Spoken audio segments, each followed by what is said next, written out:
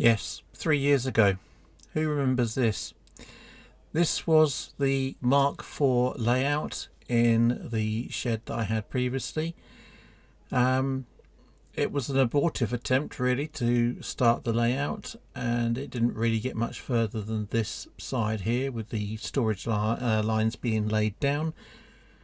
And it was a bit of a shame really, because circumstances in my life and obviously finances and so on dictated that I had to leave this shed behind. We obviously gutted it out and took what we could and saved most of the layout boards and woodwork and so on and track, and we've had to abandon this layout for quite some time. But everything has changed, so welcome to the new story of Colcester Mark IV.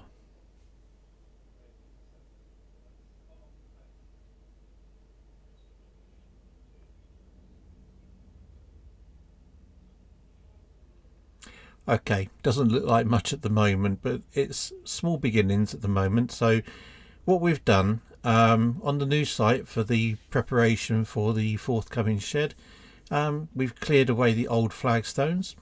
The idea is to have a 12 foot by 10 foot shed, basically following the line of the back hedgerow.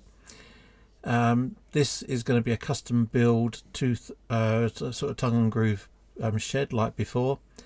And it's going to sit onto this area.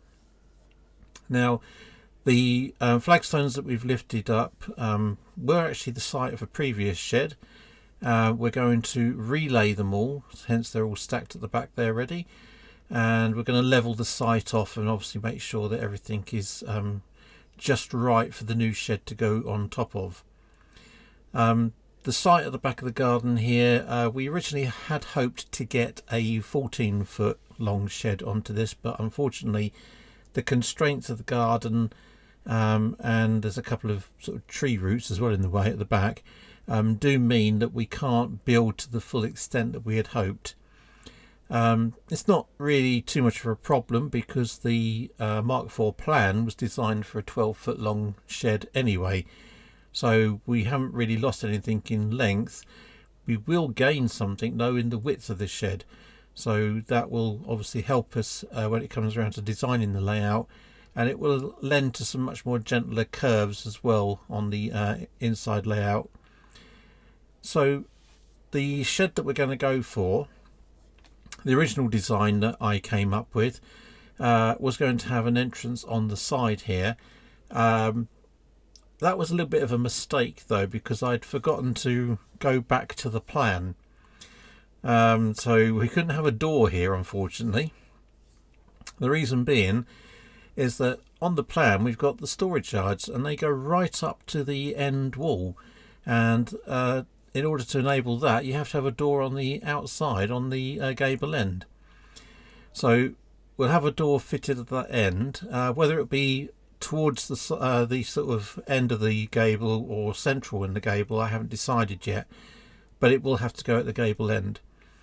So that means then we'll be able to extend the storage yards right up to the end wall as before on the plan. And the other thing we're going to do as well, we're going to make a slight adaptation to the plan by putting in another track going out with this arrow points here. So that track will lead outside and be another outdoor garden run on the other side of the shed. The other one already exists in place to go down the bottom right hand corner there. So that's everything then. Like I said, just a very quick catch up to let you know what's going on. There'll be further updates as and when obviously there's something to tell you. Until then, bye for now. Watch out for further updates.